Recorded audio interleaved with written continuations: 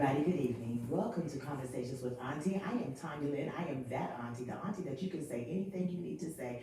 We deal with real life issues because we live a real life.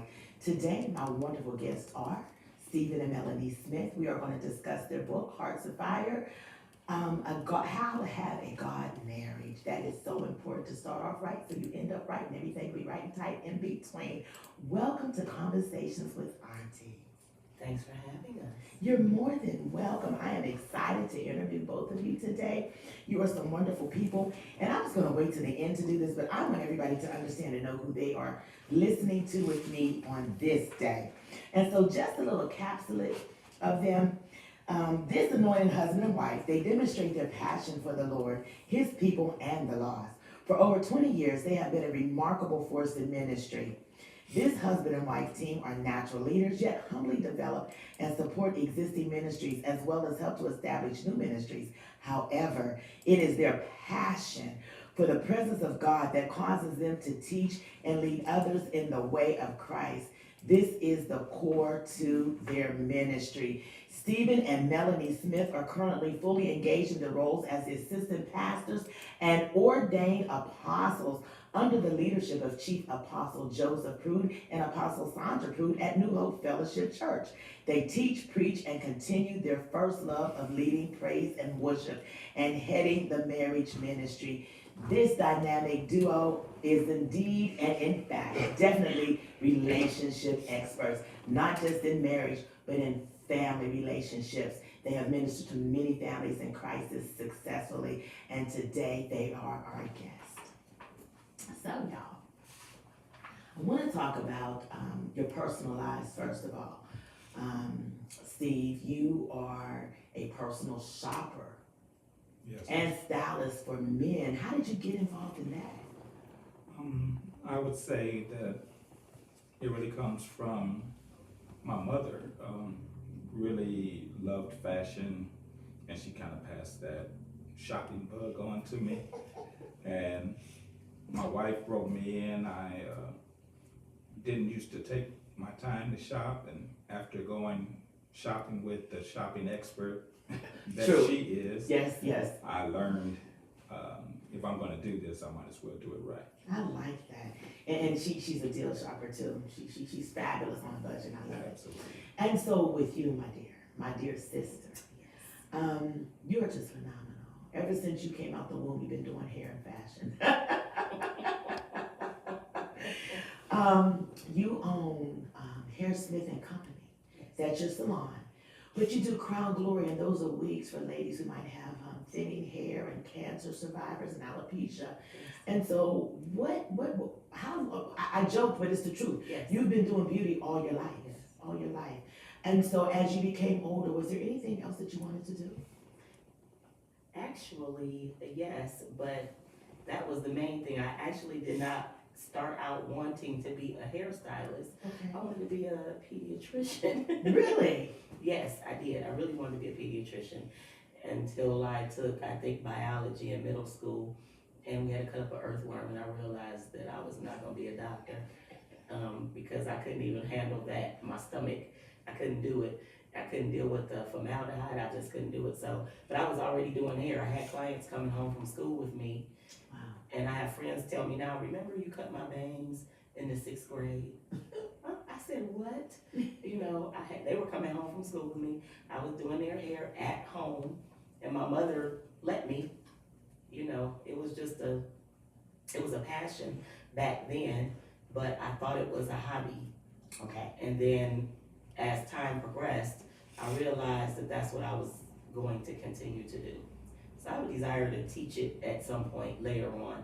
I did do that for a minute, but later on I'll probably fall into my instructing. But right now, I'm just doing that, and I'm enjoying making the wigs now. Now making the wigs have become, it's fashionable. But I initially started doing it started to make them because I had a few clients that had cancer. Oh, wow. And as their hair began to leave them, they needed, help. Mm-hmm. So I started to have one particular client, and I did her first. And I wanted her to look the same, as she was going through her treatment, Yeah. I wanted her to look and feel like she always did. So I created a wig that looked just like her hair. Wow. And she ended up passing away. It really broke my heart.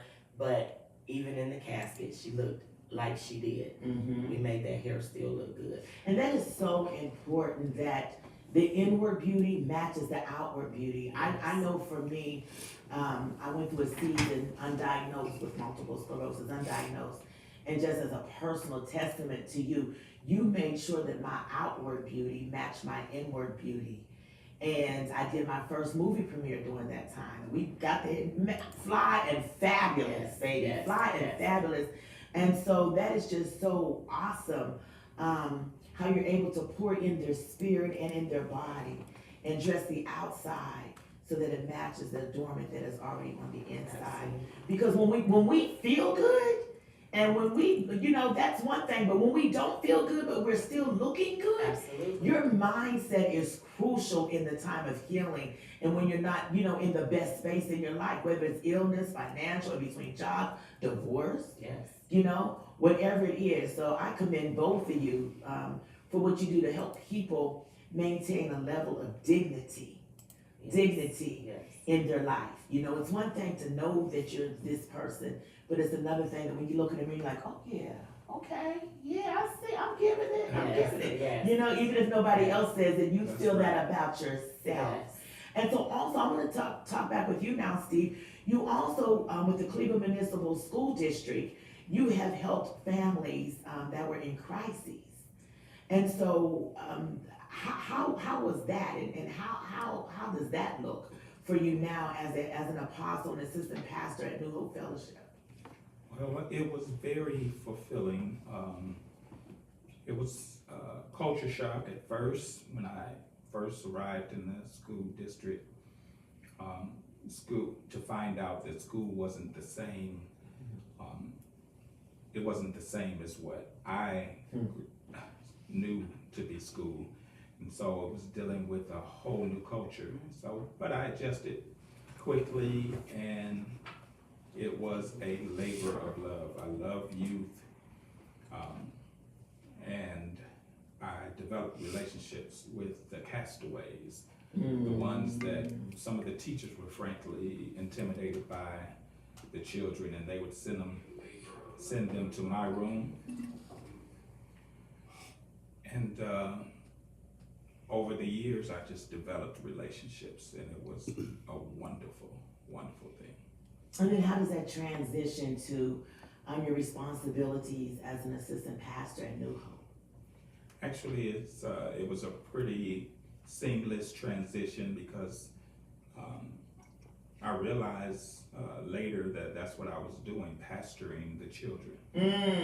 And pastoral care is my wife and myself, that is our specialty.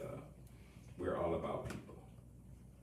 You know what, and I think that is so necessary even as pastors, because you both were pastors as well. We all three were pastors. Right. And I think it's necessary to be able to be not just relevant, but relatable. Yes. Relatable.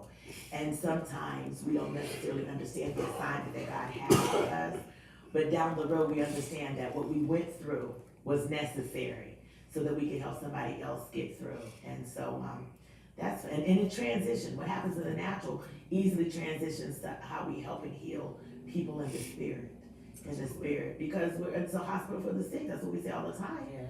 And so the last place that they need to come in wounded and go out wounded is the church. Is the church. So I commend you for the work that you do the dedicated work and the consistent, diligent work that you do at the Hope Fellowship Church, where I'm also a member. Thank you. You're more than welcome. Can I say that a song came to mind as you said that? I believe Fantasia actually recorded it, but one of the lines in there says, I am who I am today because you used my mistakes. You worked them for my good like no one else ever could. And God told me to tell you, they say, it was necessary. So I just like the line as you began to say that you're right. We are who we are a lot of times because of what we've gone through, And God allows us to make mistakes, corrects us, brings us back through so that we can help somebody else, so that we can bring someone else through. Absolutely, because it's necessary. Yeah. God never gives us something to hoard. That's correct. Never. And he never sets us up to fail. That's right. And- Melanie said it through the song. I would say through the scripture that the scripture says all things work together for Come the on. good of them who love the Lord and are called according Romans to his 8:28. purpose. Absolutely.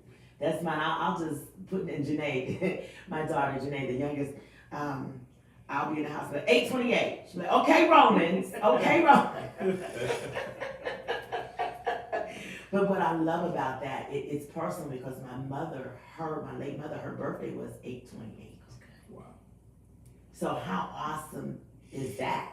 You know, because it does, I don't care what it is, the worst situations, at some point you will see that it did work for your good because it was necessary. It was necessary. Now you have a shirt. What's going on with that shirt there, Miss Blingy? Well, What does that SW stand for? Superwoman. It says, I am Superwoman. Okay. And about 4 years ago, Yeah. I had a notion to just have an event. Had a notion. To have an event. And the Lord told me to have an event for women. It was like a tea, I called it. And to have it outside of the church. Because I wanted to draw some people that weren't churchy. Mm-hmm. And so I called up Renee Fowler, who's my friend. Yes. And I Statues said, by Fowler, so shake it square. Statues by Fowler. And I said, hey, I have an idea. And she said, sure, sis, whatever you want. So we went in on a Sunday when the boutique is usually closed. Yes. We tricked it out a little bit, moved some Yes. things around, and we had an event there, and it was so phenomenal. We had about 60 women in there. All we did was put a flyer up, Mm-hmm. put it all over social media, told our friends, and they packed the place out. And at that point,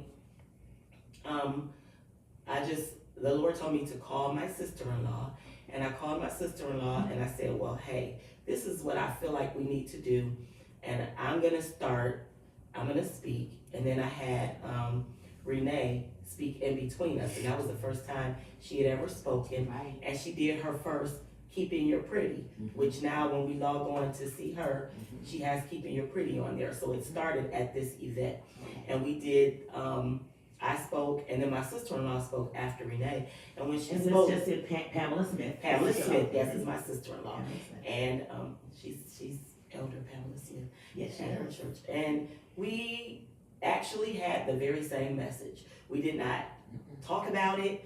It was the same thing. We had a little tiff where we have actually fallen out. We're very, very close.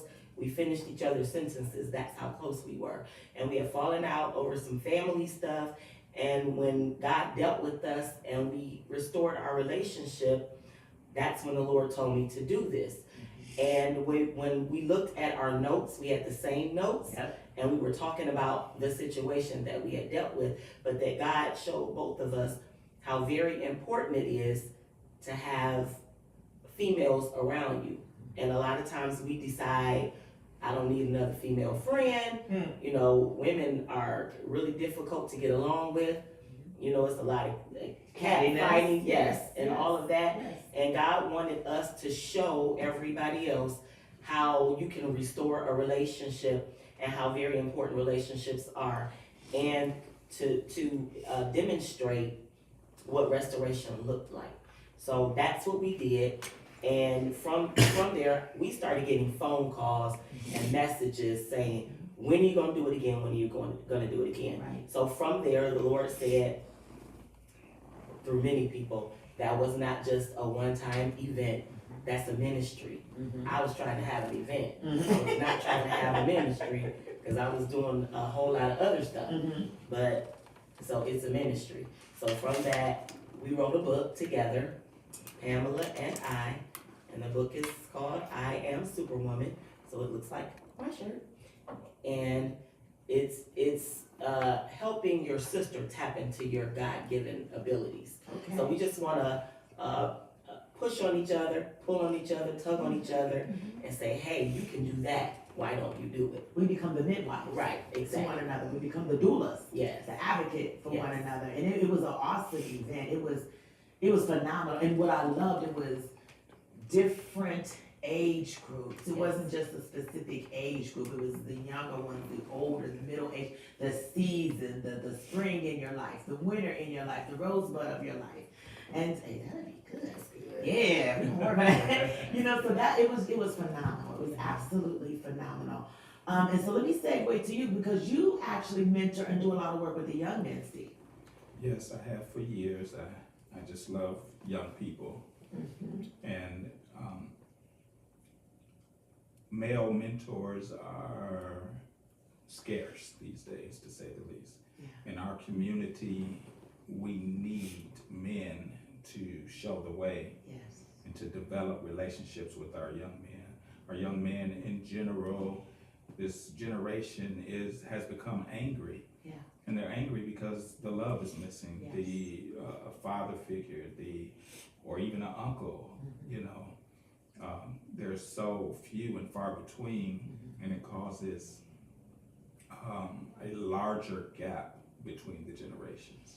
Now, I want to share a story, and I know you don't mind me sharing this, but it's a very personal story about your father, my sweetie.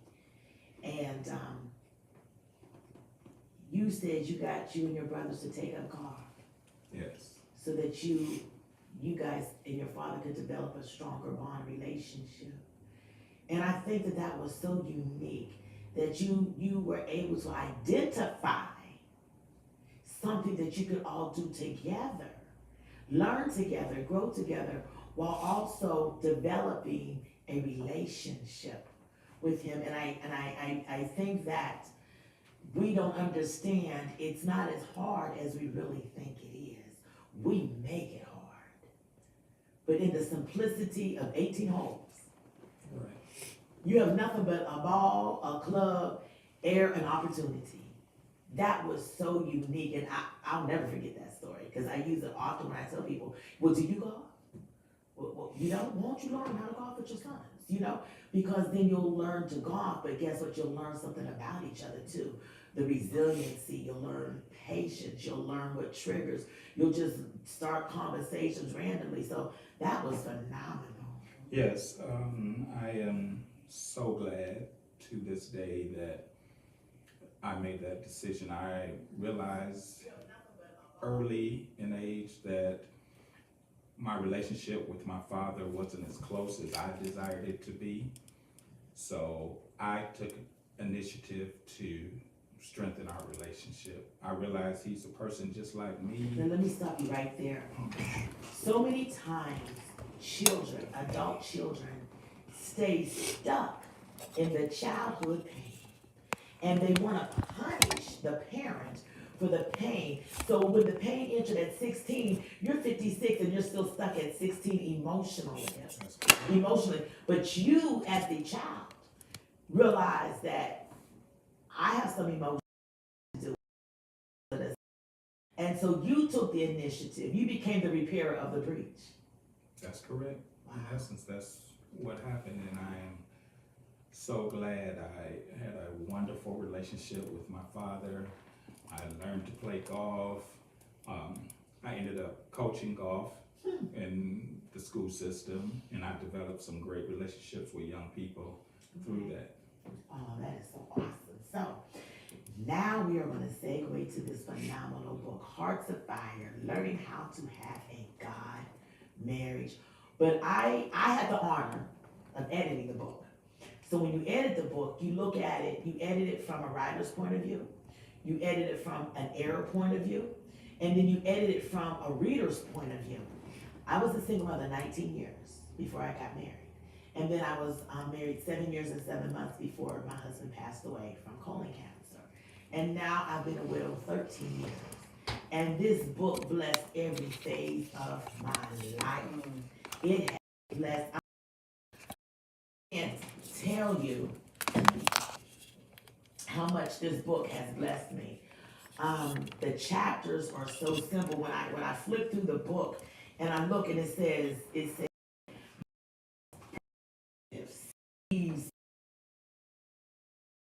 absolutely love it because it reminds me of he say, she say. Yes. You know, and I Yes. just absolutely love this book. Here you go, everybody. I'm showing you the book. You can go to Amazon.com. You can order the book. You can type in Stephen Smith or Melanie Smith, Hearts of Fire. The book is very feasible.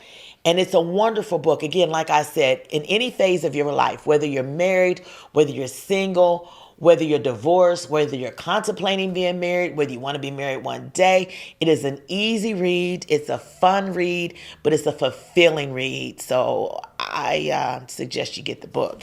And so when I read the book and went through the book, I made some notes. And so I'm going to go on page 9 right now. And Steve, you say, love for God is why we serve him, right? Love for our spouses is why we serve them, right? Love for our children is why we nurture them, right? Love for the church is why we serve there, right? So we can see that love is an action word. Love does. Love gives, love displays. Love covers, love lifts. Love deposits. Love does not demand a payback. Then you say, we have been taught the wrong thing about love. Society confuses love with sex. That is deep. Love and sex, they don't even equate. They're two separate things. And yet, so many men and women think that if you have sex with me, you love me. And that's not true because that's why you got so many single parents. That's correct. You know, and I'm not just speaking from a woman's point of view because there's plenty of single men raising their children because the woman walked away. And so if we would let that love be there first before we make the choice to be intimate, it could change the trajectory of a lot of the lives that are out here, you know. And for me, as one who, I'll be 59 this year, and as a widow, it's not easy dating in society now. It's really challenging because you have them still my age trying to just have sex. But you don't even know my middle name, my last name. You don't know my favorite color, what I like to eat. You know, you haven't seen me in every season of my life. The spring of my life when everything is blooming. The summer of my life when it's hot and everything is shaking. The fall of my life when everything is getting melancholy and mellowing down. The winter in my life when I've gone through some things. You know, when I've experienced some things. When I've had some tests and trials. But you want some sex. And I think if we would understand that love is first and then sex, some of the heartbreak, some of the confusion, some of the shameless choices we make could be eliminated. And a lot of the young women actually are looking for love and they have sex because they have mixed it up and they're giving sex to get love because they have a void, they don't have a relationship with their father, they're looking to fill voids in their lives and they go about it the wrong way. Like the old song, looking for love in all the wrong places. So because they have a desire to fill a hole in them or a void in them, and the void is the love of a man, the father that was supposed to fill them up, they're looking for that. And so they say yes and just have sex with whomever, trying to fill a void. And then at the end of it, you're still empty, maybe with a kid. Or 2 or 3 And no daddy and for exactly. 1, 2, or 3. Right. Yeah, and I'm sorry, that was from your introduction of the book. That was from your introduction of the book. So that was a great way that caught my, I was like, wait a minute now, It wait gave a me minute. chills when you just read it. Oh, because it's so real. It is. It's real. And again, we discuss real life topics, honey, because we living in a real world. Absolutely. Got to keep it real. But Melanie, on page 41, your perspective, you deal with trouble in relationships as well. And it's a fallacy to believe that everybody's relationship is perfect. Right. It's a fallacy to believe that all husbands and wives always get along. Right. So before I get into what you say, talk about how long have you both been married? Because you just celebrated an anniversary. 33 years. 33 years. Now, has it been great all 33 years? No. You know what? It's funny because there's something that you said, Steve, at church when we found out that your anniversary was the following weekend. And somebody asked that question. You said, no, it was like 3 years of this and then 7 years of that. But then it was 30 good years of this, and this. Because you had to first learn each other. Absolutely. And when you're dating, you know a certain level. But when you get married, is it true that you begin to develop more of a learning and more? I know for my husband and I, there was layers. We were peeling the onion. That's right. And we were seeing layers in marriage that we didn't see in courtship. But the learning never ends, because as we mature, we're still growing. We should be. We should be. And so if I'm continuing to grow, he has to keep learning me because I'm growing, and vice versa. So it never ends. And if you stop, then you begin to have problems there. Yeah. You'll have a problem even with it. Right. Sometimes, because we That's the don't old want to deal with saying it. Where people say we grew apart. Ooh. What happens is there's some growing going on, or changing would be more accurate, going on, but we're not changing together or bothering to learn our customer. Your spouse is your customer. Come on now, And that's so good. you got to keep up with your Got to customer. service your customer. Absolutely. Oh, wow. What I liked also about changing, as we evolve and change, it does not mean that I'm changing him or he's changing me. What it means is he's learning how to approach me differently because my needs are different now. When I was 25, I didn't need him to rub my knees because my knees is fine. Hello. But now at 58, almost 59, baby, can you rub my knee? That's right. Absolutely. And so I heard someone say that you have to be prepared when you say, yes, I'll marry you. And when you say, I want to ask her to marry me, you are marrying the future him and the future her. Absolutely. And so you have to be prepared to endure and be whatever they need you to be in the future.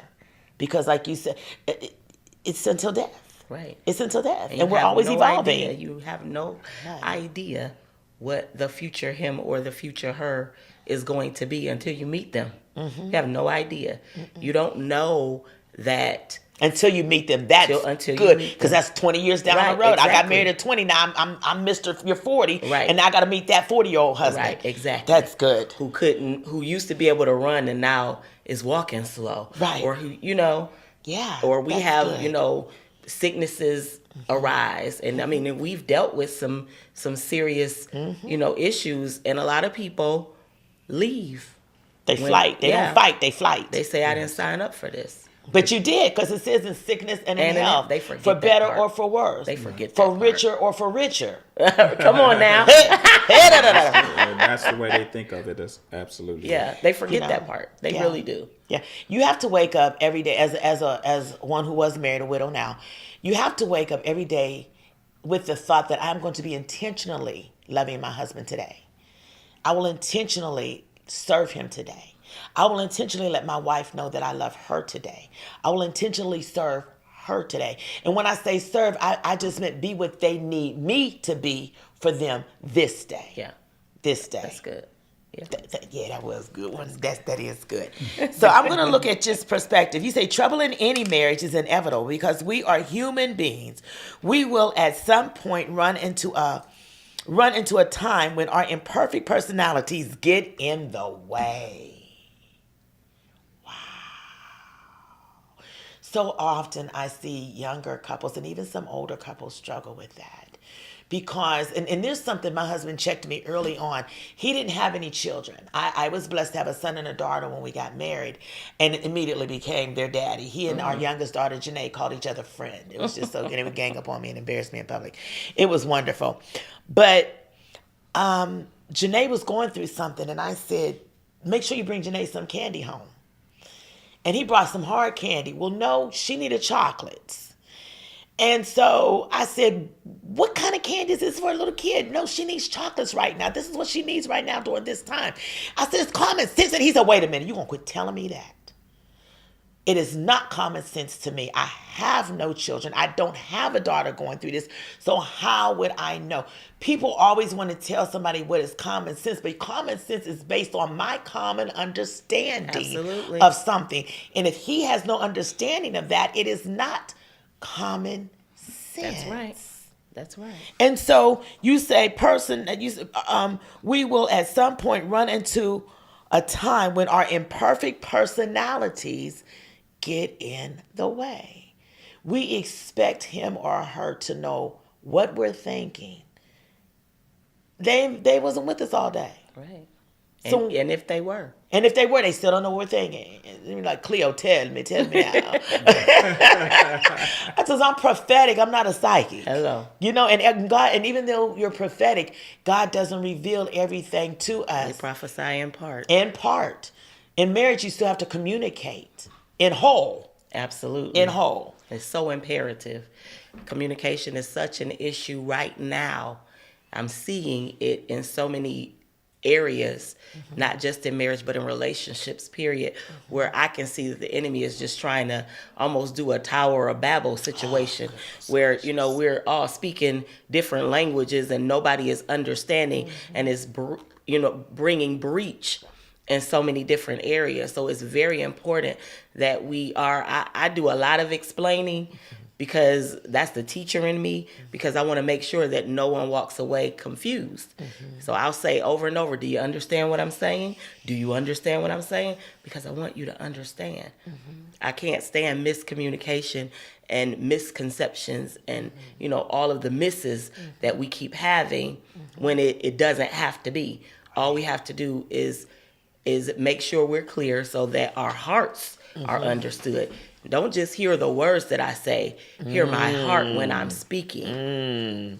Because That's out of the good. abundance of the heart, the mouth Mouth speaks. speaks. Exactly. The mouth speaks. Did you have anything you wanted to add, Steve? No. What? No, I'm done. Wow. Everybody write that. Reserved. Write that down. Right. Write that down. Right. Everybody. Write that down. Well, you don't have something to speak now, because on page 45 of the book, when it talks about when trouble comes, overcoming adversity, from your perspective, you say, a wise man once said, there are two rules to live by. One, don't sweat the small things. And two, it's all small. There's a phrase you've coined, and it's the title of your book. It's hard to be big when little got you. That's right. Explain that. Well, that simply means I heard that phrase years ago in a comical way. A couple of fellas joking around, and when I heard it, it hit home for me. And what I heard was God say that we are little gods. We are the sons of God. We are made in His image, and so we oftentimes mess up because we try to rush to the end, especially men. We like to, our theme song could be, when you gonna get to the good part? But We don't own the rights to that. God, Yeah, we don't want to base that song. God made us that way. We are constantly searching for answers, searching for solutions, and we rush to the conclusion. Well, in our rushing, we miss what we need to be who we are. Just because you have a title, a boy can be the king, the next heir to the throne, but he is not ready to rule until he becomes a man and he learns what it is to rule correctly. And so I like the phrase, it's hard to be big when little got you. Your destiny is big, but your mindset is little. Oh, that's good. So you have to free your mind. You have to change your mind. You have to learn and prepare yourself for the bigness in you. And so that's perfect, because now that gives me, I'm going to mention the topic. I didn't mention the topic in the beginning because I wanted them to get the meat of our conversation. And so the topic of tonight is what's in your toolbox. And so you're saying that it's necessary for success to have proper tools in your toolbox. Absolutely. And so what would some of those tools be that a man would need to have so that his little can become big? Well, the first thing a man needs to have is compassion. We are made in the image of God again, and God is love. And in fact, He commanded us to love our wives as Christ loved the church. And so that means you will give your life for such. And so we need to have compassion. We need to have empathy. This world lacks empathy. And so you have to be able to put yourself in someone else's shoes to understand where their perspective. We can't be locked into our perspective only. You have to be able to intimacy, for example, is intimacy. So how am I going to be intimate if I don't see you, if I don't know you, if it's just surface? How can we be intimate? That's good, girl. I see why you married him, girl. That was good. He be deep sometimes. And so, that was good. That was good. Intimacy. Wow. And so, hit your point. If we don't communicate, Yeah. if we don't communicate,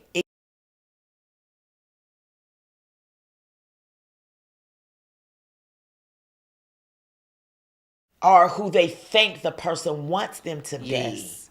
and not who they are because they're afraid that they'll leave them.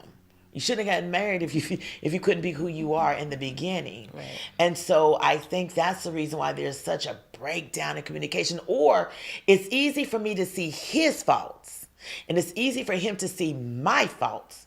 But when I look in the mirror, I see me, but I don't want to deal That's with the part. me. Right. Speak on that, please. Yep. That is the part, is dealing with it. Was scripture in the Bible talks about looking in the mirror and walk away and forgetting what you see. And that's what we do. Oh yeah, I see that, big zit, and I'm gonna act like it's not there. And so we have to deal with us, because I can't stand before the throne and give an account for you. I have to give an account for me. I can't even give an account for him. I have to give an account for me. So I am responsible and accountable for me. And with that, knowing that, with that information, I have to be willing to deal with me. And a lot of times people don't want, we push stuff, press it down, sweep it under the rug, act like it didn't happen. We learned in a class yesterday, that's the reason that we have a whole lot of, emotional and mental situations, I'll call them, going on right now, is because we grew up in a society and in households where, only what happens in here stays in here. We know how Uncle Charlie is. Right, we're not going to talk about that. We don't deal with that. So we grow up thinking there's something wrong with, it's something wrong with talking about that. So now I'm doing what I saw you do. And you told me not to talk about what you do. So if you told me not to talk about it when you did it, then why should I talk about it when I do it? I'm repeating the behaviors that I saw in the house, but I can't talk about it. So now I'll just grow up and repress it, not deal with it. But my personality is exuding it. But because I've been taught not to deal with it, I won't deal with it. So I see I have an issue, but I won't talk about it. I won't deal with it. But everybody else has to deal with it. So what you won't say verbally, you shout. Exactly. Physically. Okay. Yes, and what's really interesting is that when we attempt to hide something about ourselves, ultimately we end up hiding it from ourselves. We become blind to it. If you know any habitual liars, that's all it is. It's really a shock syndrome. People lie to cover their faults. And so they tell these lies over and over again, and everyone around them knows they're lying. But they're starting to believe it, because the more they tell it, the more they believe the lie. They believe it. Correct. And so when we do that, we're keeping secrets, but we keep it in the dark. And that's the devil's realm, darkness. It really is. And then what happens, based on what you said, Mel, is that it begins to become a generational issue. Absolutely. And what happens, it's systemically is controlling the dynamic of the legacy. Correct. Because it's perpetual. It keeps continuing and continuing and continuing until somebody finally says enough is enough. I'm gonna break this cycle, you know. And it's not easy, but here's our word again. It's necessary. Necessary. In order to live in the fullness of the joy and the grace and the blessings and the overflow and a healthy relationship. It's necessary to just say, this is what happened. This is how it went down, and now this is what we're going to do from this point on. You know, and it takes a lot of courage sometimes to do that, because sometimes it's the pastor that has this stuff going on, or it's the mother of the church that has some things going on, or the musician. You know, it's usually strong people sometimes that seems to hold the darkest areas in their lives, because they're leaders, because it's usually a generation of leaders in the family. Yeah. And so we don't talk about it because they will judge us then. Right. But we have to present ourselves as being perfect vessels because we're in leadership, or Right. because we love God, because we're pastors, apostles, and all of that. And that's not true. Not at all. And you see a lot of suicide as a result, because it's so In the church. Yeah, it's so hard to hold. I'm now it's so big because I've been repressing it for so long. I don't know how else to deal with it, so I'm gonna check out. So when you see a lot of large name people who had large positions, or even in corporate, corporate America, Yeah. and they are presidents and of companies and Yeah. CEOs, and then they commit suicide. The same stuff, like maybe they, stole some money or whatever, and they can't deal with the repercussions of what's going on. They just decide, well, I'm going to just check out. So, I wanted to say another thing that goes along with the compassion and the love in the toolbox has to be forgiveness. Come on, that grace. Right. The grace that we get from God, we have to extend to Extend it somebody to- else. Exactly. Yeah. And when we learn to do that, then it'll be easier for us to deal with ourselves, because we know that people are extending us grace. That's what love is. Love is so much, but when people don't feel that the grace is there, then it's hard for them to deal with that. So if I know I have this horrible part of me Yeah. that I need to deal with, Yeah. and I need to go to somebody. I won't go to him, but I can come to you and say, help me, sister, deal with this. And I know that you are going to extend me grace. You've opened up the door for me to be able to share, so that I can then begin to heal. Absolutely. But if the grace isn't there, where do I go? So And then I'll if you just can't keep go, it. you keep it, and then it's like a pressure cooker. The top pops on. Exactly. Last month we had Mike Berry as my guest. Yes. And Mike had a documentary that I was a part of called Pressure, and it dealt with how those of us who fight depression, how we deal with that. And one of the things I said was it was kind of hard because preacher's kid. Grandfather chairman of deacon board, godfather was a pastor, grandmother church clerk, mama sung her face off in church. I held national offices in the Congress of Christian Education. How dare I be broken?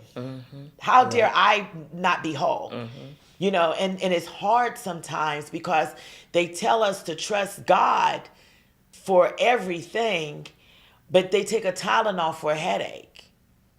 But if I say I'm going to see a psychiatrist, that is the devil, and that's just the spirit, it's a demonic force. Well, your headache's a demonic force too then. And what that does is, it keeps people silent. Yes. You and know, stuck. when if it's, and that's it, stuck. And if you're stuck, you're stagnant. Yeah. If you're stagnant, you're dead. So you're a vegetable. You are a walking zombie. You are dormant. Dormant. A doormat. A doormat, Just being that's walked it. over. And frustrated. And so Yes. now more and more pressure. And so they Yes. snap, crackle, and pop. Yes. And so I think that's why it's so important in our toolbox to also have hearing aids so we can hear to aid them. Absolutely. Hearing is so key to all relationships. That's why I believe God gave us 2 years. 2 ears and just one mouth on purpose. You know, we have to listen twice as much, at least. Well, the Bible says be quick to hear and slow to speak. That is correct. I was just getting ready to say it. There you go. And the better you listen, the better you can solve, the better you can evolve.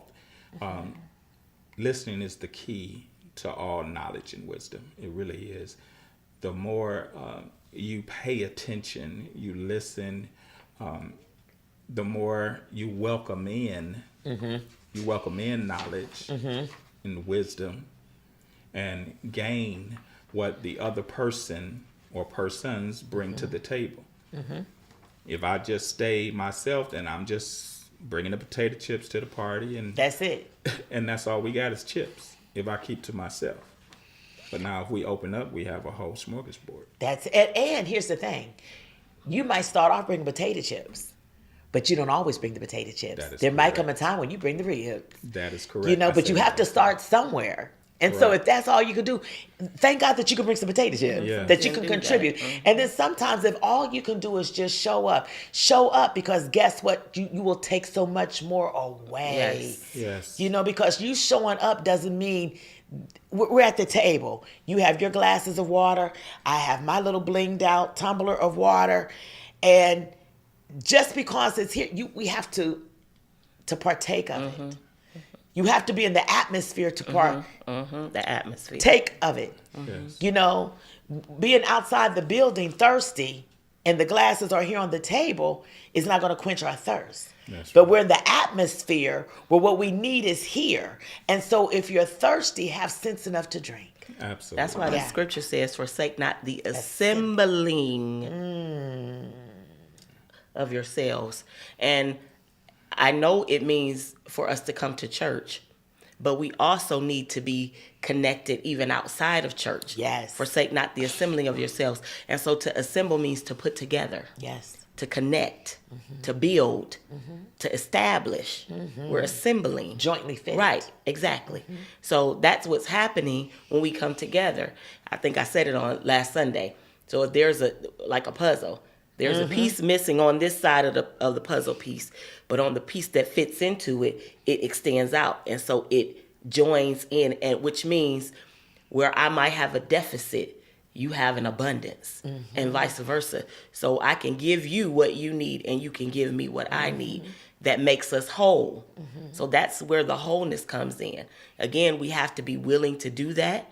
Because if we're not willing, if we stay at home and then we don't get in the atmosphere, wherever the atmosphere Wherever the happens atmosphere. to That's be, right. That's right. wherever it is, That's then right. we won't get what we need. Right. And then you're dormant. And then the thoughts that are not true Right. begin to binge watch. It's like I always say, don't allow your thoughts to binge watch. Yeah. And they said, what do you mean by binge watch? I said, you know how you watch a movie or a show that somebody says, hey, have you ever said no? So you start from the beginning and you catch all the way up, you binge watch it. It begins to play stuff in your head as if you were binge watching a series to catch up over and over and over. And then you begin to believe that lie. Yeah, we call it rehearsing. There it Right. is, That's rehearsing exactly right. for a performance that will never happen. Right. That will never Or happen. rehearsing something that has happened, and you rehearse the feelings of that. You rehearse all the pain that you dealt with over and over and over again. So it's as if it happened today. That's what I'm saying. Exactly. And then the next day is the same thing. And so the old folks used to say, let bygones be bygones. The Bible Let it says, let the dead bury the dead. That's correct. That's important. Now, I'm going to get to the end of the book. This is, Steve, you said this about marriage. I believe you said it. Yep, Steve's perspective. Marriage is first and foremost commitment. It says, I cannot say that it was easy, but if you take on the right perspective, it will be easier for you. That perspective that I am speaking of is this, and the two shall become one. It's no longer me, myself, and I, but it should be we and us. No one loses without the other, and no one wins without the other. We are one. Marriage is not for the faint of heart. Real marriage is for those who are mature lovers, givers, not takers, and those who are ready to commit wholeheartedly to share their life with someone. That means you have to be vulnerable. That is correct. Then Mel, you say, it's Melanie's perspective. So after 30 plus years together, we realize that we are soulmates. People who observe our interactions often say they were made for each other. True. We have decided that when all else fails, we are best friends. We enjoy each other's company. We make each other laugh and we finish each other's sentences. We still have our times when we get on each other's nerves, but we love to be with each other. We minister together. We sing together. And now we write books together. So after careful consideration, I realized that there is no one else I'd rather be with. I would marry Stephen Jerome Smith Sr. all over again. I still do. It is important to have the proper tools in your toolbox so that when something comes up, you can reach in the toolbox because you've already discussed your boundaries in your relationships. You discussed what I need from you. He's discussed what he needs from you. You've already come to some understanding. And then when there's a flag on a play, you even have things that you do to deal with it. And wait a minute, we need to have a meeting about this. How are we going to discuss this now? Absolutely. That's what we call it, a business meeting. It's time for a business meeting. That's what we call it. I like that. And guess what? And then once you do all of that and apply it, you still do. Marriage is not for the faint. It isn't. You said it best, Steve. It is not for the faint. It is work. And you have to make sure that you work it every day. But it is so fulfilling to have a life partner that gets you. And you don't have to put on any airs. You can just be Steve. You can just be Mel. You're great examples to those of us who are single, but you're just great examples and great tools to the kingdom of God. And I'm glad that you both are in my toolbox. Amen. So give me just a statement from both of you, separate though. Give me something that you would like to tell them to tell the women, and then I want you to say something to the men. Well, to the women, I would say this is the way women typically fight is with words. Mm-hmm. And most men have their love language is words of affirmation. Mm-hmm. We are made in the image of God. God mm-hmm. likes praise. Mm-hmm. He needs praise. Mm-hmm. And so women beat their men up oftentimes with their mouth. And they really don't think about the damage that's being done. They just, because that's the way they fight. Mm-hmm. They know they can't physically beat mm-hmm. their man, so I'm going to fight back with these words, where these words are emasculating him. Okay. And then when you tear him all the way down, then you go back and you're looking for a man with your man is you've emasculated him. You've torn him down. And you are the single most person who holds his heart. And so what you say carries a lot of weight. Okay. I like that. So sugar and spice and everything nice. Absolutely. Mel? I would say to the men to even pay attention, as Steve was saying, how women fight, but still listen to the words that they are speaking when they are saying hurtful words, because they're still speaking out of their heart. Correct. So they are saying what their issues are. The issues in their heart, they are speaking them, and even when they say them the wrong way, people typically shut down. Men will shut down and stop listening, And so then we have this cycle being repeated.